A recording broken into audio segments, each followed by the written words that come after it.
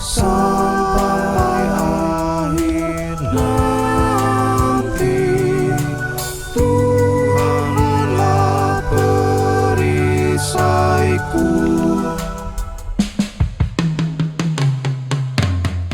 Ada resep khusus nggak sih? Tolong tanya orang tuamu, Selin. Resep khusus. Nggak Sukses tahu tuh. di usia muda. Aneh. Dikasih garam, gula, merica. Itu makanannya ya, bukan Selinnya. Masa Selin dikasih garam?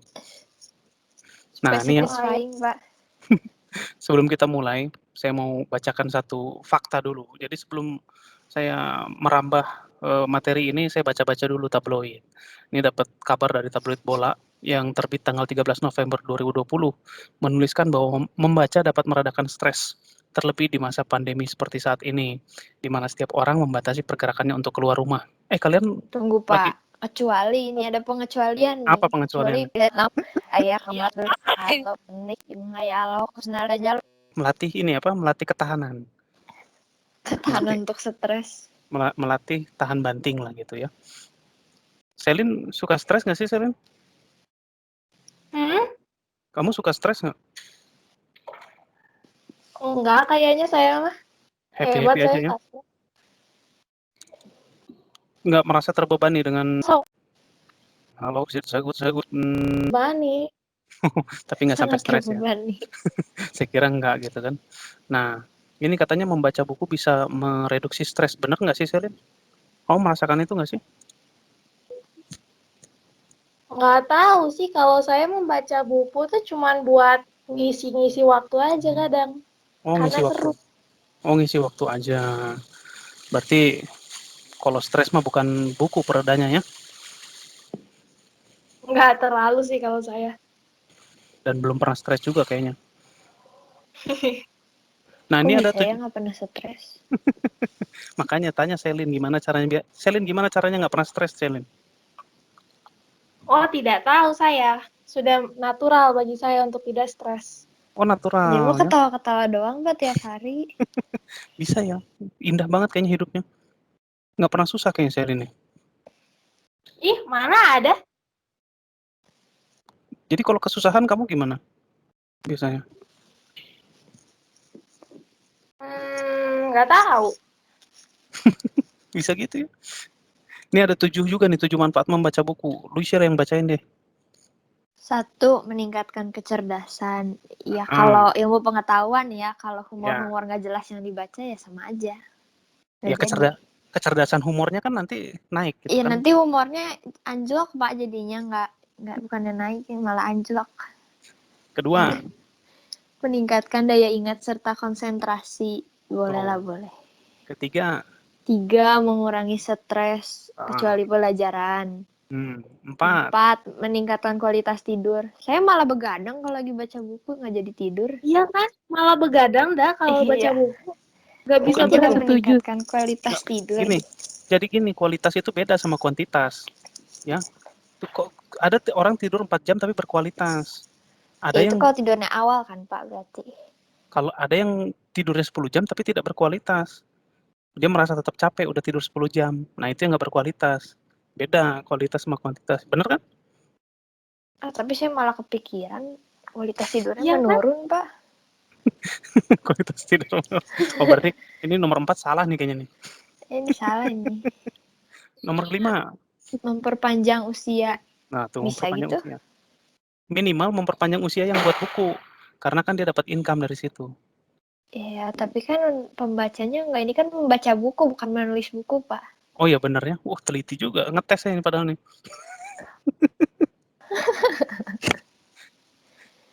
6, memperkaya kosakata. Iya bener. 7. 7, mencegah penurunan kognitif atau kemampuan intelektual dalam berpikir terkait usia. Itu. Biar nggak cepet pikun ya. Istilahnya gitu. Nah, kalian lagi pada baca buku apa sih? Sharing dong. Sambil share screen kalau bisa. Buku pelajaran. Dari Geta. Buku apa? Ilmu pengetahuan sosial. Yang mesti dibaca tiap hari ya buku sekolah. Get, mana nih Geta? Kalau saya Baca apa ya? Share screen Palingan dong. Share screen waduh, ininya, cover bukunya, cari di Google. Bukan buku sih, lebih suka kayak baca cerita di Wattpad atau di Jolada gitu, Pak. Kayak Apa? aplikasi online. Jualada. Jualada. Joylada. Oh, Joylada. Oh, Joylada. Kebahagiaan yang ini ya, yang pedas mungkin ini yang Joylada. Wattpad sih paling asik ceritanya. Joylada ini novel-novel gratis gitu di dalam ya. Salah satu yang kamu baca? Gratis atau bayar pakai koin? Gratis sih. Salah satu judulnya dong. Judul ya? Kalau dari Joylada, saya ada suka satu cerita. Judulnya? Judulnya itu Lambe Turah Sekolah. Itu asik banget, Pak, beneran. Lambe Turah Sekolah. Gimana tuh ceritanya tuh? Jadi ceritanya tuh, itu pokoknya plotnya itu, aduh, dibawa maju mundur tau gak sih, Pak? Dari judulnya seperti cerita gibah-gibahan gitu ya. Kalian pada tahu kan Lambe Turah itu apa? Yang kalau nge-spill gosip gitu kan biasanya mah. Kalau di kehidupan. Oh, ini Lambe Turah Sekolah. Terus yang saya suka kalau dari Joylada itu ceritanya itu pertama nggak bosan, Pak. Jadi bukan teks panjang-panjang gitu, tapi lebih kayak versi chat gitu, tau nggak sih, Pak? Ini muncul ya tuh, ada ini kan Lambe Turah Sekolah kan? Iya. Terus habis itu. Tapi ini kisah cinta ya? Enggak juga sih, Pak. Ada sih unsur itu, tapi romance komedi. Jadi yang mereka gosipin apa di sekolah? Ceritanya sih bukan tentang apa yang mereka gosipkan, tapi kayak lebih tentang si tokoh utamanya yang julukannya itu Lambe Turah Sekolah. Padahal dia nggak merasa gitu, Pak. Tapi kayak kalau misalnya ada berita bersumber dari si tokoh utama ini, itu udah 100% valid. Rahasia yang harus siap untuk dibongkar. Jadi yang jadi tokohnya yang laki-laki atau perempuan nih? Dua-duanya. Dua-duanya. Mereka ini informan ya? Yang informan nih cewek. Kalau yang cowoknya ini, di cerita itu awalnya nggak gitu deket. Tapi pas mereka kecil, itu deket banget. Gara-gara ada masalah. Nanti kalau ada yang nanti saya spoiler kalau kayak gini. Ya nggak apa-apa, justru ini kan mau spoiler justru. Aduh. Jadi awalnya cowoknya itu sempat ada masalah sampai masuk kantor polisi itu kan, Pak. Masalah ngedrugs gitu tau nggak, Pak? Oh, jenis obatnya apa? Nggak tahu sih, Pak, nggak disebutin Kok juga. ditanya jenis obatnya? Ya siapa tahu gitu. Terus abis itu pertama mereka deket banget. Terus abis itu ada masalah itu, si tokoh utama cewek ini awalnya disuruh ngejaga rahasia karena kan cuman dia orang luar yang tahu kalau si cowoknya ini pakai itu. Nah, terus abis itu sampai ceritanya agak complicated, Pak. Pokoknya sampai si ceweknya teh punya apa tuh namanya? Panic disorder. Kayak panic disorder gitu, Pak. Jadi kayak kalau misalnya dia ditanyain apa yang lu tahu gitu, nanti langsung kayak panik gitu, Pak. Pengap. Iya gitu. Terus abis itu sampai ada sepupunya si cewek ini udah ngelarang, pokoknya mereka ini udah nggak ikut lagi. Harus dikasih jarak 10 meter. Itu peraturan 10 meter. Jadi kalau misalnya mau deket sama si tokoh utama cowok, mau deket sama si tokoh utama cewek, itu harus ada jarak 10 meter. Biar? Terus habis itu ceritanya itu kayak kan 5 feet apart ya? Iya sih, kayak 5 feet apart. Terus gimana tuh? Nah, terus habis itu kan kejadian di masa lalunya kan, Pak. Nah, di masa sekarang ya, pas mereka SMA-nya, itu tuh semuanya tuh langsung kayak berubah. Yang pas dulunya itu si cowoknya deket banget sama si cewek, terus deket banget sama sepupunya si cewek. Jadi mereka tuh kayak punya pertemanan trio gitu, Pak. Terus itu pecah gitu. Terus habis itu sampai pas SMA-nya tuh ceritanya jadi kayak ada geng gitu Pak, namanya geng populer. Geng populer itu isinya itu anak-anak populer yang berpengaruh di sekolah. Jadi kayak ketua dance, ketua ekskur apa gitu Pak. Itu terus habis itu ternyata pendirinya si geng populer ini itu orang yang berkaitan dengan masalah drugs dulu. Iya iya iya iya. Jadi dia Keren buat sih. keluar itu juga supaya kalau misalnya mereka mau buat kejadian yang aneh-aneh gitu Pak. Kan kalau misalnya mereka perorangan, kan guru nyerangnya gampang gitu Pak. Tapi kalau misalnya mereka rame-rame, apalagi anak-anak yang berpengaruh, ya pasti guru mau nyerangnya juga mikir-mikir. Makanya mereka buat geng itu. Ini settingannya SMA ya, anak SMA kayaknya ya? Iya, Mhm. itu asik banget sih. Anak SMA-nya ceritanya SMA di Indonesia atau di Korea nih? Nggak tahu. Oh Indonesia Pak, Indonesia. Indonesia, cuma modelnya ini kayaknya Korea ya? Itu modelnya Thailand Pak. Oh Thailand ini? Orang Thailand kayak gini? Itu Thailand. Saya kira orang Thailand tuh mirip orang Indonesia. Beda, Pak. Cuma yang saya unik kalau lihat-lihat film-film drama Korea sekarang banyak tema-temanya kayak tema-tema anak sekolah ya. Drama Korea terus sama bukan drama Korea, film Korea maksudnya. Beda ya film sama drakor ya. Beda sih Pak. Nah, jadi film Korea tuh saya Film lihat mah lebih banyak. enak Pak kalau serinya kadang-kadang suka kemana-mana gitu. Tapi tiba-tiba beres cepet banget. Makanya saya tadi mikirnya ini jangan-jangan Korea soalnya film kayaknya Korea tuh banyak menyinggung tentang suasana sekolah gitu kan. Lagu-lagunya juga kadang-kadang menyinggung soal sekolah. Begitu makanya pikirnya jangan-jangan ini settingnya setting latarnya latar anak sekolah di Korea lagi. Ternyata di Indonesia ya. Tapi ini menarik nih. Jadi saya punya referensi baru kalau mau baca buku bisa di Joylada ya. Baru tahu loh. Serius dari kita. Terus Menarik kayak juga. penontonnya tuh lebih real gitu Pak. Jadi nanti kayak ada tokoh role play-nya gitu. Nanti misalnya ada artis dari negara mana. Terus si autor ini pengen artis ini meranin si tokoh namanya si A gitu Pak. Jadi kayak ngebayanginnya lebih real gitu Pak. Ini si Joylada ini tuh kita semua orang bisa jadi autor di sini. Bisa, semua bisa jadi autor. Berarti ini YouTube-nya Novelis ya? Bisa jadi.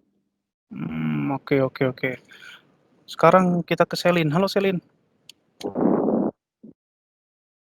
Iya Pak. Kayaknya waktu itu di Instagram saya lihat kamu lagi di toko buku Beyond bukan sih? Nggak tahu itu teh ada di Grand Indonesianya Jakarta. Ke Grand Indonesia. Rumahmu di Jakarta? Oh enggak, waktu itu cuma jalan-jalan doang karena kan bosen ya. Grand Indonesia itu gede banget mallnya. Banyak Emang artis lagi. Temu artis nggak di situ? enggak, nasib Dulu banget. salah satu artisnya Mirna itu yang kasus sianida dulu kan di Grand Indonesia tuh. Kopi Oh sianida. iya? Kalian pada tahu nggak sih? Ada kasus kopi sianida dulu. Orang diracunin. Yang Mirna. Itu kan di Mirna dan Jessica ya. Itu kan di Grand Indonesia kejadiannya. Salah satu kafenya. Ya, silakan Selin. Kamu mau sharing buku apa nih?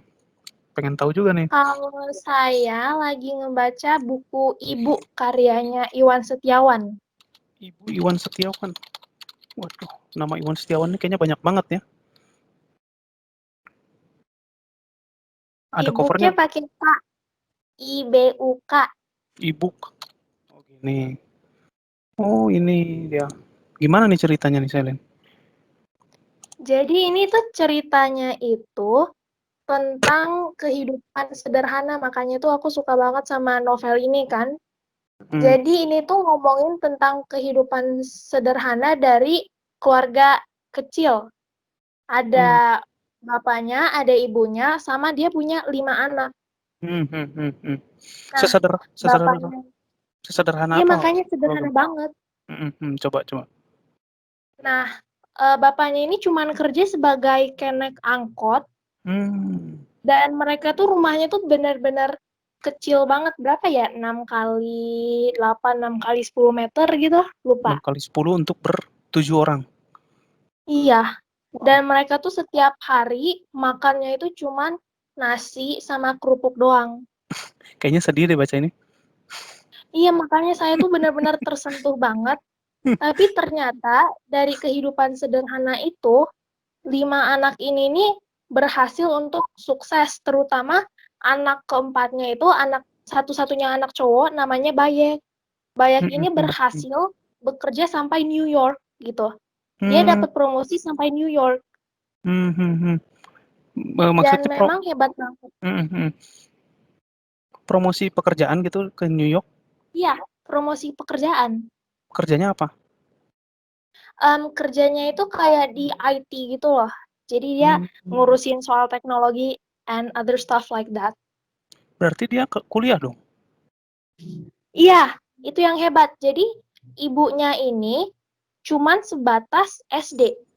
Ibunya ini cuman sebatas SD dan bapaknya ini tidak lulus SMP. Karena ya tidak bisa membayar kan.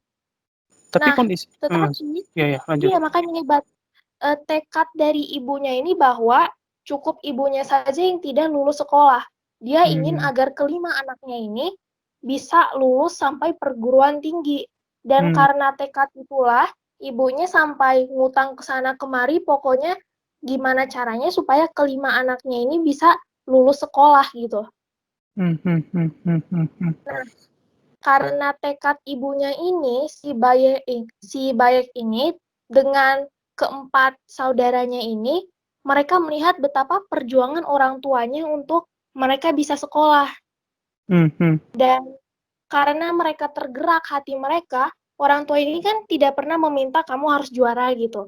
Tetapi kelima anak ini karena mereka sadar bahwa betapa susahnya hidup orang tuanya, mereka ini selalu ranking, mereka ini selalu juara. Sudah ada kayak dorongan untuk menjadi lebih sukses. Karena mereka sudah melihat betapa kerasnya orang tua mereka berjuang dan mereka tekadkan bahwa malu aku kalau aku tidak bisa bekerja sekeras orang tuaku gitu. Anaknya ini kuliah semua? Kuliah semua. Nah itu kan ibunya ngutang sana sini, cara bayarnya gimana?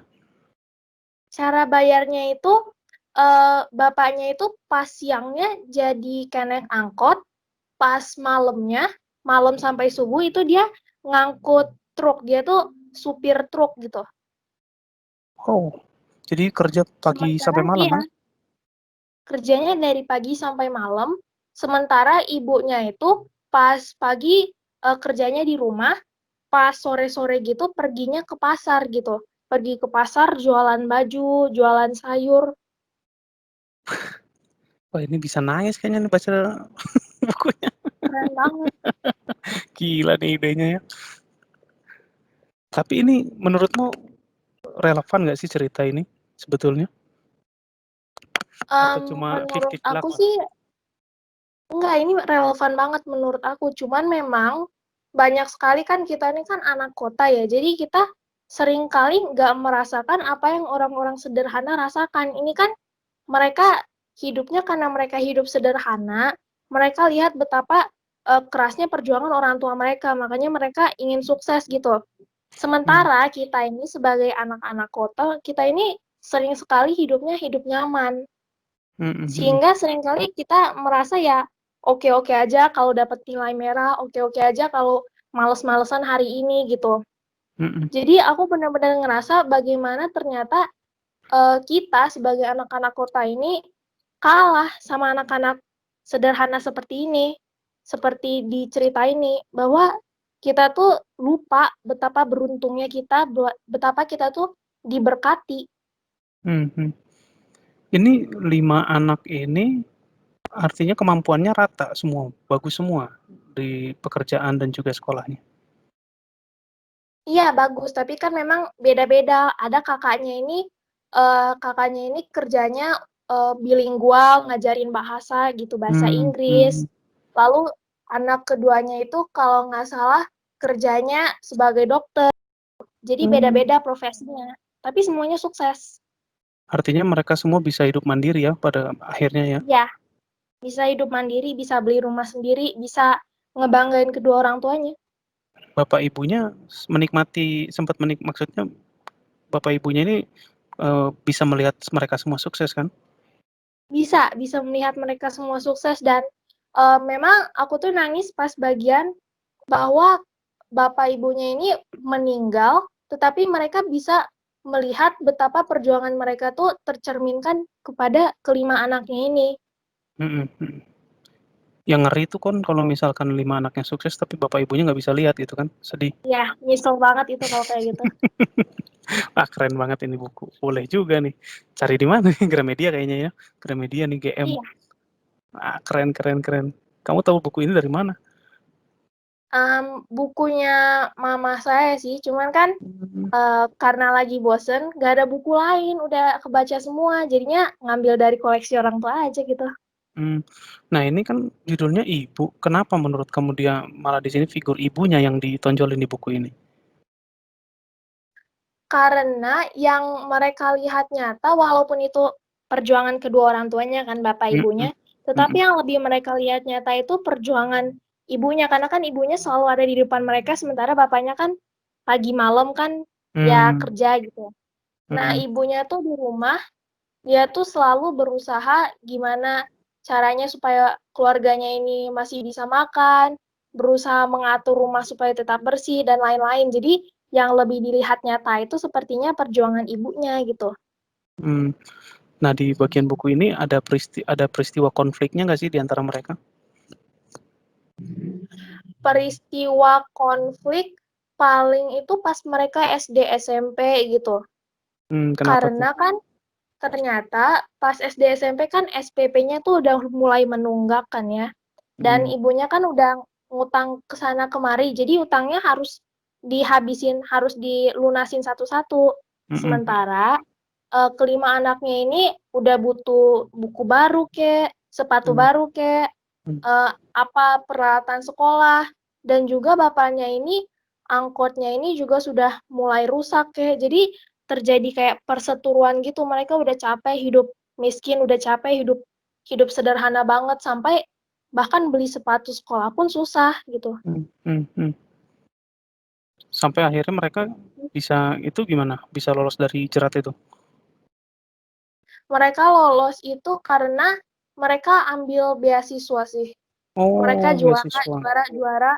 Ya, jadinya mereka dapat beasiswa, jadi uang kuliahnya tidak semahal yang lain. Betul. Nah, ini bisa kejadian juga buat kalian yang mau kuliah nanti ya, kalau kuliah. Karena saya adalah salah satu orang yang pernah merasakan beasiswa, nikmat sekali rasanya, nggak usah bayar semesteran.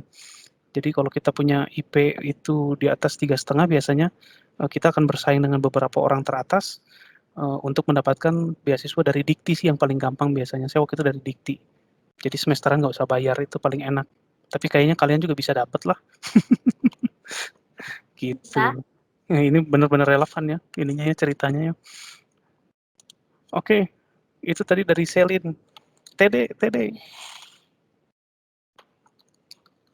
Ya, Pak. Buku apa nih, Ted?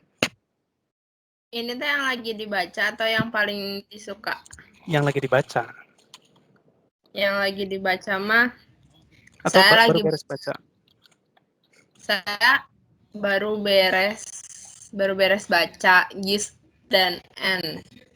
GIF? GIS. Oh. GEEZ. GIS. N.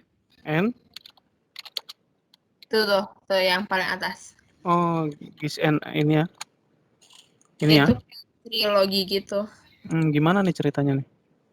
Jadi ceritanya tuh katanya ini dari apa sih, kisah nyata penulisnya, cuman saya nggak tahu itu benar atau enggak. Jadi itu ceritanya tuh ada cewek. Si cewek itu introvert banget gitu loh, kayak dia tuh jarang banget bisa sosialisasi sama orang. Terus akhirnya kayak TD ya? Enggak. Tahu saya. Terus dia kayak cuman punya temen tuh 7 kalau nggak salah. terus udah kayak gitu tiba-tiba tuh ada cowok yang deketin dia gitu kan, tapi itu ketemu sama si cowok itu tuh kayak cuman setahun sekali gitu loh Pak. Setahun sekali doang. Nah kan jadi dia kayak bingung kan maksud cowok ini teh apa gitu. Pokoknya di situ tuh ngejelasin gimana si cewek ini tuh nunggu selama 10 tahun. Si cowoknya tuh pergi kemana ya? Kok saya lupa sih? Ke Jerman pokoknya. Ke Jerman. Ya. Pokoknya ke luar negeri. Terus akhirnya si ceweknya akhirnya nyusul di sana. Terus itu tuh di buku ketiganya kan, saya udah selesai baca buku ketiganya kan. Jadi tuh selama 10 tahun nunggu tuh sebenarnya si ceweknya tuh udah pernah punya pacar. Cuman tuh kayak masih nggak terima aja gitu, masih sayang sama yang dia tunggu. Sayangnya diputusin lah si cowok ini, terus udah kayak gitu dia nyusul ke Berlin. Iya, Berlin Jerman. Ya kan, Jerman kan, benar kan? Terus ke Berlin aja. Nah, tapi dia nggak ngomong ke siapa-siapa. Jadi dia tuh posisinya juga lagi sakit waktu itu ke Berlin. Terus udah kayak gitu, ya pokoknya terus si cowoknya nggak tahu kalau ceweknya ke Berlin. Terus udah kayak gitu cowoknya ternyata kayak insting cowok gitulah pokoknya. Terus cowoknya ngejemput ke bandara gitu. Tapi saya nggak tahu suka novel ini sih, cuman karena ya udahlah ya, karena saya nggak punya bacaan yang belum selesai, jadi ya udah saya baca ini aja. Tapi sampai 3 buku kamu baca ya, walaupun nggak suka? Iya, Pak, nggak ada buku lain. Yang lain udah selesai saya baca, jadi saya bingung harus baca yang mana lagi.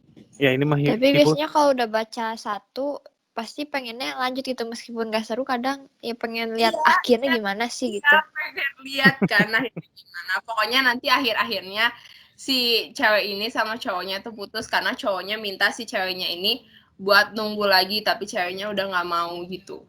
Oh, jadi di buku ketiga mereka putus? Mereka putus. Kasihan ya.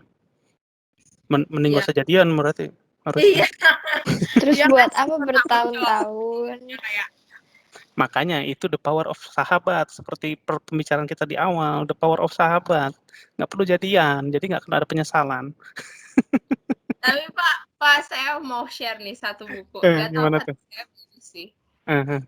Saya tuh kan, jadi pertama kali saya baca buku tuh saya baca Terelie kan. Terelie, apa tuh judul? Judulnya tuh, ya waktu itu saya lagi ke Gramedia, terus saya bingung mau beli novel apa, tuh saya beli novel Daun yang Jatuh Tak Pernah Membenci Angin. Daun yang Jatuh. Itu seru banget sih. Iya kan loh. Itu kayak tuh gitu. Jadi itu ceritanya tuh ada cewek nih. Cewek tuh jadi kayak itu tuh masih kecil gitu kan. Kayak masih SD kalau nggak salah waktu itu. Dia masih SD. Tapi bapaknya tuh udah meninggal. Sama ini yang ngebiayain dia tuh cuman bapaknya kan, karena ibunya tuh sakit atau apalah. Jadi ibunya nggak bisa kerja. Terus udah kayak gitu bapaknya meninggal kan. Akhirnya dia jadi pengamen di jalanan. Dia punya adik namanya Dede. Jadi dia jadi pengamen di jalanan. Berdua aja sama si Dede ini. Sorry, ini anak perempuan? Perempuan yang kakaknya, laki-laki adiknya. Terus udah kayak gitu, jadi setiap penghasilan mereka sehari-hari itu benar-benar cuman cukup buat makan, itu pun kadang kurang gitu loh.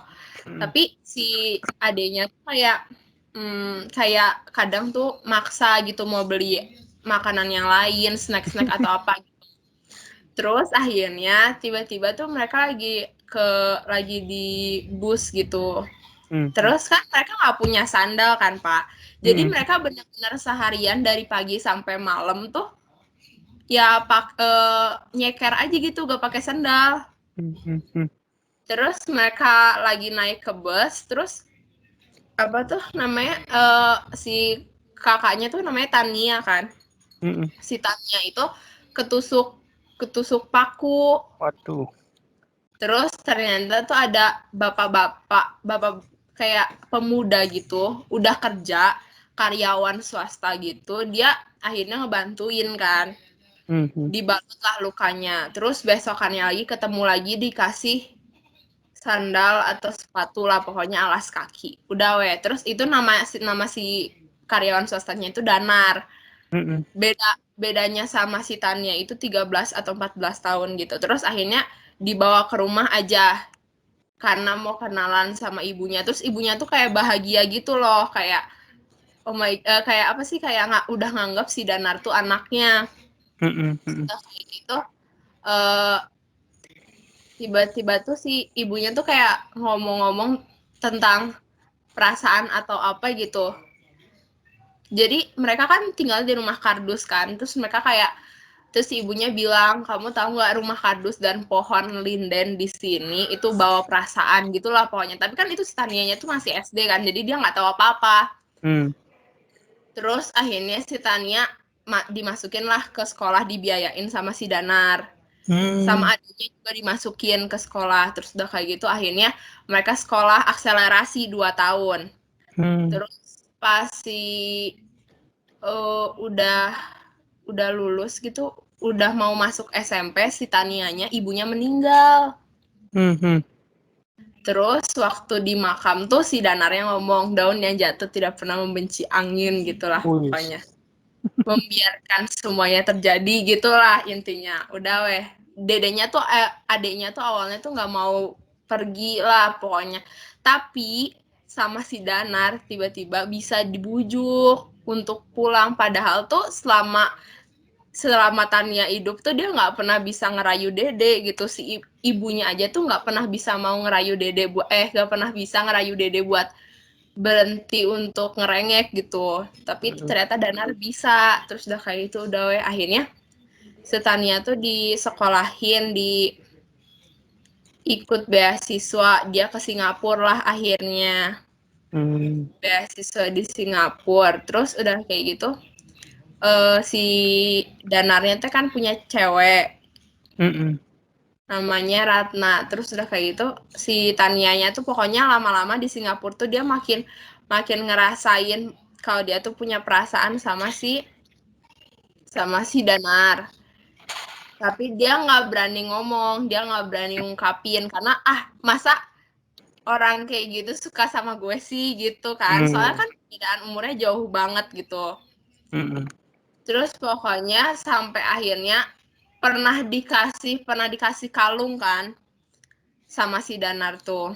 Tapi pas waktu dia kira itu cuman kalung kapelannya dia sama Danar, tapi pas dia tanya ke dedenya ternyata itu juga si dedenya juga dikasih. Terus si Danar juga ngubur kalung di makam ibunya. Terus udah kayak gitu akhirnya si Tania kan kayak oh berarti ini nggak spesial, jadi gue nggak perlu nganggap ini sesuatu yang spesial gitu. Terus udah kayak gitu akhirnya tuh udah kayak itu si Danar tuh ngomong gue mau nikah gitu kan. Terus si Tanianya tuh kayak langsung kecewa gitu kan. Terus dia bilang udah gue nggak mau balik ke Indo, nggak mau pulang, nggak mau ngehadirin acaranya. Tapi si Danar tuh udah mohon-mohon gitu kan. Tapi bener-bener sampai hari H tuh si Tania nggak dateng. Akhirnya ya udah kan Danar nikah sama Ratna. Terus ternyata pas udah beberapa bulan nikah, si Ratna tuh kayak cerita gitu, nge-email ke si Tania kalau ternyata pernikahannya tuh gak bahagia. Terus udah kayak gitu dia bilang kayak gue kayak ngelawan bayangan tapi gue nggak tahu bayangan itu siapa gitu kan. Terus akhirnya si Tania tuh pulang ke Indo. Terus si dedenya tuh ngasih tahu ternyata tuh si Danarnya tuh suka lah sama Tania dan lain-lain. Terus akhirnya si Tanianya tuh nyamperin si Danar. Terus udah pokoknya kayak gitulah Pak. Terus udah kayak itu endingnya ya udah si Tanianya ke Singapura, netap di sana sama dedenya. Terus si Danar ditinggalin berdua sama istrinya di situ. Cuma menurut saya kayak walaupun ceritanya cerita cinta tuh, tapi itu tuh ngajarin kayak ya apapun yang udah terjadi gitu kita harus ikhlas gitu ngelewatinnya, kayak gak boleh nyalahin apa yang udah ada di belakang karena nggak bakal ngerubah sesuatu kan, jadi kayak ya udah ikhlasin, lewatin gitu. Tapi ini keren nih, buku ini. Kenapa? Karena saya pernah baca ininya apa ceritanya Sujiwo Tejo. Itu agak nyentil lah pokoknya. Tapi kalian mungkin baru akan mengerti ini di usia 20-an kali ya, atau setelah menikah nanti. Jadi dia bikin artikelnya itu di situ intinya kita bisa memutuskan dengan siapa saja menikah, tapi kita tidak bisa menentukan nasib kita pada siapa kita jatuh cinta. Ini mirip kayak gitu ceritanya. Danar ini kan memilih untuk menikah dengan Ratna, tapi sebetulnya dia juga kelihatannya jatuh cinta juga sama si ini ya, sama si siapa tadi namanya teh? Si Tania. Gitu. Jadi secara nasib sebetulnya mereka jodoh, tapi ya gitulah. Ya gitulah. Oke. Dan waktu kita sudah 12.49. Luisya, kamu mau sharing, Luisya? Sharing apa, Pak? Saya udah lama nggak baca buku. Terakhir baca buku apa? Kindaichi. Nah, itu apa tuh? Buku detektif. Kim Daichi? Detektif, iya. Gini tulisannya? Kim Daichi? Kindaichi ini? Iya. Detektif gimana nih? Seru, lebih seru daripada Conan sih kalau kata saya mah. Gimana nih ceritanya nih? Banyak, Pak. Banyak banget, Pak. Dia pokoknya trik pembunuhannya keren-keren banget gitu. Kayak bisa pembunuhan ruang tertutup gitu buat manipulasi, dikirain supaya bunuh diri, padahal ada caranya gitu buat ngebunuhnya. Pernah nonton film ini nggak? Sherlock Holmes. Suka apa saya? Sherlock Holmes, kira-kira kayak gitu karakter dia nih. Mirip, tapi dia bukan yang tipe diem gitu, dia tipenya rada pecicilan gitu, Pak. Kalau Sherlock Holmes kan agak aneh ya orangnya ya. Iya. Agak yang gitu. ini agak aneh juga sih, maksudnya di sekolah dia bodoh, tapi kalau udah ngurus soal kayak gini jago gitu loh, Pak. Tiba-tiba pintar. Di sekolah dia bodoh mungkin mikirin yang lain. Iya. Makanya nilainya hancur banget di sekolah. Emang dia SMA ini ya? Atau kuliah? Iya, SMA kalau saya SMA. Tapi rambutnya panjang ya? Berarti di Jepang kayak Iya. di komik Jepang ini kan? Iya, Jepang. Berarti di Jepang kayaknya boleh rambut panjang ya SMA laki-laki. Oke. Ini waktu kita udah habis sebetulnya nih. Kita mau tutup, tapi saya punya pertanyaan terakhir yang harus kalian jawab satu persatu nih. Kita gimmick dulu sebentar ya. Dari siapa yang mau pertama di challenge? Dari Selin deh. Halo Selin. Halo Selin. Iya, Pak. Ini buat penutupan ada challenge sedikit. Selin, kamu lebih pilih kopi atau lebih pilih coklat? Lebih pilih kopi atau lebih pilih coklat? Coklat. Kenapa? Karena coklat tuh banyak variasinya, bisa jadi kue, bisa jadi es krim. Kalau kopi itu bisa semuanya sih, cuman gak semuanya bakal enak gitu. Kalau coklat kan ada dark coklat, ada white coklat. Jadi enak gitu, semuanya tuh apapun coklat itu enak. Kopi juga banyak, ada kopi Arabica, ada kopi Robusta, ada kopi luwak. Tapi tetap pilih coklat? Tetap pilih coklat. Saya kira kamu penggemar kopi, soalnya saya lihat beberapa updatean minum Janji Jiwa, itu kan kopi ya? Iya, ada coklat kan Pak Janji Jiwa tapi. Oh, ada coklat. Kamu kalau di Janji Jiwa beli coklatnya atau kopinya, Sam? Kopi harusnya kan. Nah, terus saya pernah lihat juga postingan dia minum ini Vietnam Drip. Tahu nggak Vietnam Drip? Kopi Vietnam Drip. Enggak. Apa tuh? Jadi dia kopi dikasih susu tapi kopinya tuh ditetesin dari atas. Oh iya tahu. Nah, itu berarti minum tapi nggak tahu namanya. Asal pilih. Ya Pokoknya itu, yang mana yang baru gitu. saya lihat kan, wah boleh juga nih saya dan kayaknya penggemar kopi. Karena salah satu Iya. favorit saya, karena Tapi kopi pas ditanya coklat. soalnya salah satu kopi favorit saya juga Vietnam Drip. Jadi kopi Vietnam Drip itu bahannya kopi robusta, tapi dia di bawahnya dikasih kental manis yang banyak, udah gitu di atas nanti ditetesin kopinya, gitu. Kopi robusta itu pahit ya, makanya dia butuh pemanis yang banyak jadinya. Ke Tede deh, halo Tede, ini challenge buat kamu Tede. Apa tuh? Kamu pilih konser musik atau bioskop? Konser musik. Kenapa? Konser musik? Ya kenapa? Oh, kenapa? Beda vibes-nya, beda. Kalau bioskop ya udah nonton aja gitu. Kalau konser tuh beda. Terakhir nonton konser apa Tede? Atma Asta itu pensinya 98. Atma Aska, baru tahu loh. Asta. Atma Asta. Atma Asta, orang Bandung? Iya. Jadi itu ini apa pensi judulnya Atma Asta. Di Pensi. dalamnya tuh kayak Oh, di dalamnya tuh ada Isyana, ya, Tulus, ya. Kahitna, Afgan, Yura gitu banyak. Wah keren. Yang paling favorit waktu Atma Asta siapa? Performer? Tulus. Siapa? Saya nangis waktu nonton Tulus. Wih, pas nangis di lagu apa? Apa ya? Boy nggak tahu kayak nangisnya tuh bukan karena sedih gitu loh, Pak, karena kayak gila gue nonton Tulus nih beneran gitu.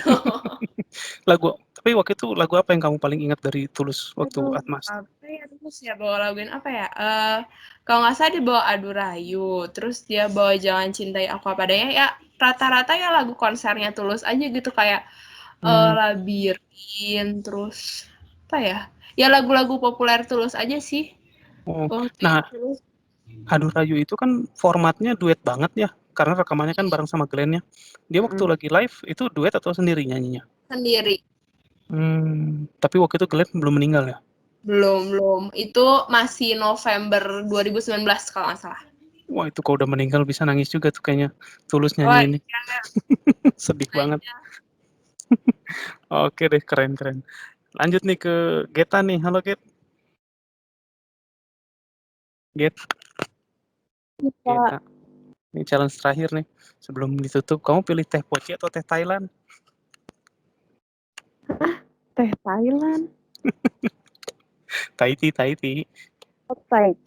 Thai tea kan teh Thailand kan?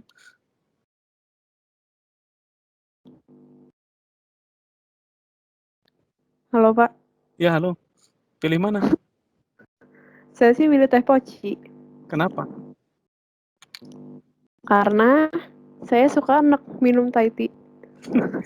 Tapi tahu teh poci yang bener itu penyajiannya seperti apa? Nggak tahu sih Pak. Pahit.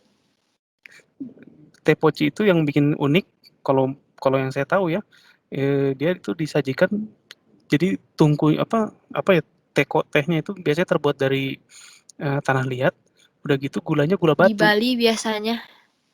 Gulanya gula Di batu tuh. Bali sama Jogja. Jogja. Gulanya gula batu kan, Luisa bener ya? Iya, gula batu. Gulanya gula batu itu yang bikin unik sih. Jadi di awal itu rasanya pahit, nanti di akhir-akhir di ujung-ujungnya kita ngerasain rasa manisnya. Ya seperti kehidupan lah jadinya pahit dulu baru manis gitu. Siap Pak. Oke, teh poci. Kamu belum pernah cobain teh poci yang ada pakai gula batunya? Aku sih belum. Biasanya Wah, minum teh poci itu kayak kalau misalnya ada basar, terus habis itu itu mah ada teh poci yang itu ngambil mah itu mah teh pocinya merek teh poci ya, bukan teh poci beneran ya. Jadi kalau teh poci beneran dia biasanya pakai teko ke tanah liat, cangkirnya juga dari tanah liat gitu. Keren lah. Jadi ada Tapi seninya kecil lah. porsinya. Porsinya kecil, tapi kan bisa berulang-ulang. Beli aja 2 teko. Sekarang terakhir nih Lucia nih. Lucia, Iya. kamu pilih Spanyol atau Jepang? Spanyol apa Jepang? Jepang. Soalnya Kenapa? saya udah pernah ke Jepang. Belum pernah ke Spanyol ya? Belum. Tapi namamu itu diambil dari salah satu kota di Spanyol bukan sih? Nggak tahu. Lourdes. Pernah nanya nggak arti Lourdes itu apa? Nggak tahu, pokoknya tiap lagi jalan tiba-tiba ada yang nyanyi. Apa tuh? Sengaja nyanyinya. Siapa tuh? Iya, nggak tahu, lupa siapa. Guru juga ada yang nyanyi. Enggak, maksudnya Nyanyiin namanya. Nama saya, Pak. dinyanyiin gimana? Emang ada lagunya Lourdes? Di Lourdes di gua, Ave Maria kan? Oh. Oh. Itu maksudnya itu ya? Mungkin ya. Maksudnya ya di Gua Maria kali ya? Nggak tahu. Saya juga nggak tahu, Pak. Nggak pernah nanya? Ngapain nanya, Pak? Apa yang paling kamu ingat di Jepang? Apa ya? Churro di Disneyland enak. Churro itu apa? Makanan, churro. Itu snack atau makan besar? Makan kecil, cuma kayak stick gitu, Pak. Stick panjang gitu tapi manis. Berapa hari waktu itu di Jepang? 14. Tapi bisa pindah-pindah ke Tokyo, Osaka, sama Hokkaido. Oh, Nah, enggak, Deng. Yang paling diingat itu gempanya. Pernah ngerasain gempanya? Pernah. Mereka Di emang Osaka. sering ya? Emang mereka sering ya? Nggak tahu. Nggak sering-sering banget sih. Tapi selama 2 minggu cuma sekali kenanya. Berarti nggak sering. Terus nggak panik orang-orang sana? Nggak, langsung masuk kolong meja. Oh, udah biasa ya? Udah kayaknya mah.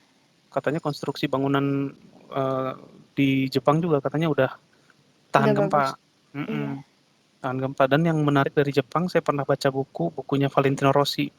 Salah satu negara yang paling dia kagumi adalah Jepang, karena katanya orangnya disiplin, 1, pekerja keras, 2, satu lagi nggak suka cari masalah. Jadi dia pernah bikin bikin eksperimen gitu di Jepang, masuk ke restoran sama teman-temannya makan, dan tiba-tiba langsung pulang nggak membayar. Itu orang-orang yang di restoran tuh nggak ngejar, cuma ngeliatin doang di Jepang. Katanya gitu sih, benar nggak sih?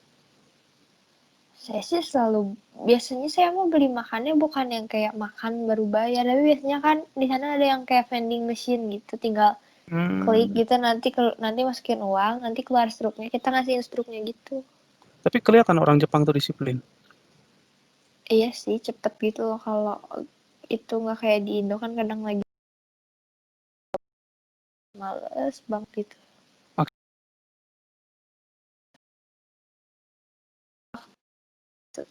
Kalau maksudnya disiplin ini mungkin kalau kayak kita jadi Indomaret, pernah nggak sih kalian ngantri di serobot orang? Iya, pernah. Nah, kalau di sana Nggak usah katanya Indomaret, Pak, lagi ke toilet aja diserobot.